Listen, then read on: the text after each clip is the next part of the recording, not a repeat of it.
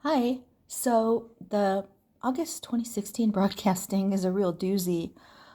Minute 6. We can be loyal to Jehovah by being loyal to the faithful and discreet slave. So, in other words, they're saying we can be loyal or by being loyal. Well, you can be loyal by being loyal to us. So they're equating loyalty to God with loyalty to themselves, with loyalty to Kenneth, Gage, Samuel, Jeffrey, Stephen, Garrett, Mark, David, and Jeffrey. Is there two Jeffreys? Um, Minute 7. The way we listen to and obey the faithful and discreet slave has a direct bearing on the strength of our friendship with God. In fact, it means our very life. Is That sounds like a threat to me. So again, what they really mean is the way you listen to and obey us has a direct bearing on your friendship with God. In fact, it means your very life. Like you might die if you don't obey the faithful and discreet slave. Then he goes to that commonly used, they use this in the same way sometimes, and then this one is a little bit in a different twist of it, where some of the disciples said Jesus was giving hard sayings and left. And of course, they're making an analogy between leaving the Watchtower Bible and Tract Society and the disciples leaving Jesus. So he tells about this passage. They said, this is a hard saying. Who can listen to it? And then many of the disciples left because of that. And actually, what's really interesting too is when he said the disciples were confronted with a new teaching. And it's just the way he says it that and what he's setting up for is I feel like he's equating it with the Watchtower New Light to try to get some kind of similarities there and equate them with the Lord Jesus Christ. Then he says, they said, who shall we go wait? Or Peter said, who shall we go away to? You have sayings of everlasting life. What loyalty? Peter's loyalty was based on solid evidence that Jesus was the Messiah. That is the kind of loyalty we want to have today. May we prove ourselves loyal like Peter.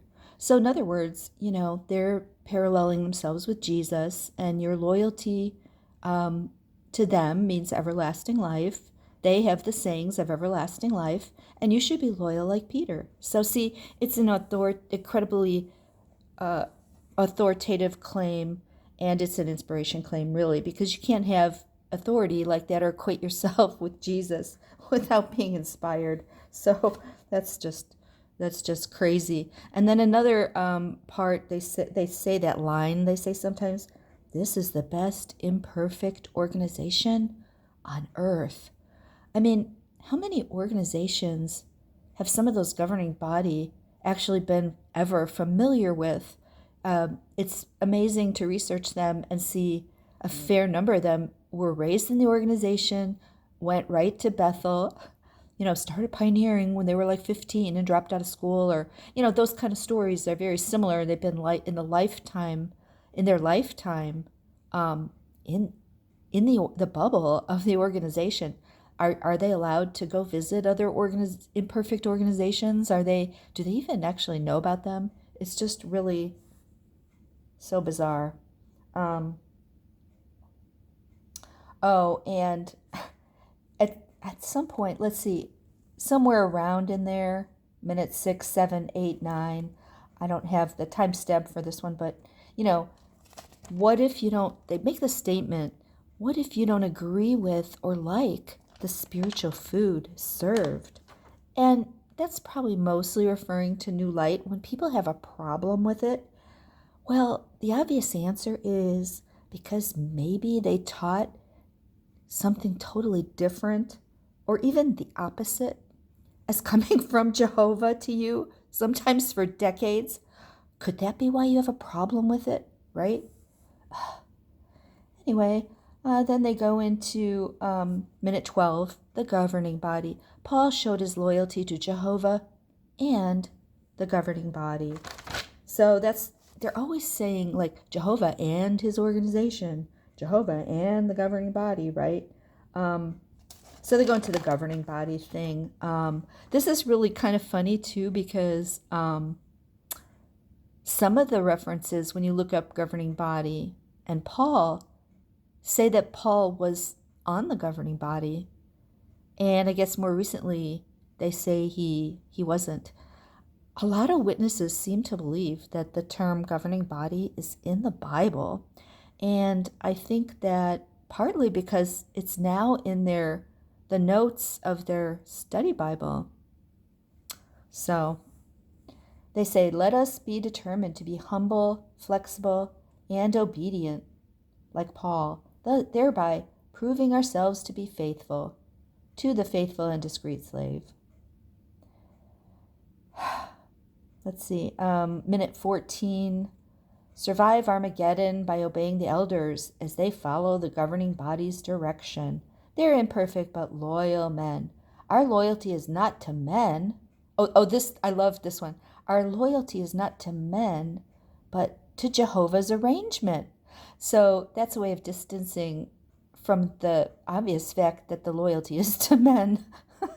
And then they give this fabricated dialogue of one of Korah's sons. Sounds like reading a Watchtower.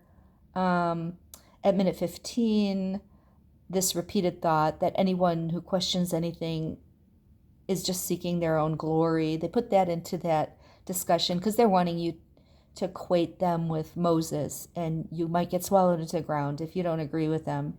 You're thinking about obeying the organization while you're listening to this. This Korah account seems like one of their favorites, that they use from Numbers 26:9. They were fighting against Jehovah.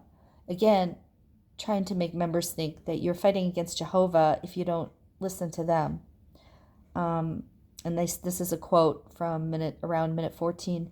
As you imitate faithful examples like the sons of Korah, etc., you will prove to be someone Jehovah views as loyal, worthy of receiving his acts of loyalty forever. So there's some more in this one. I'll talk about it next time. Ciao.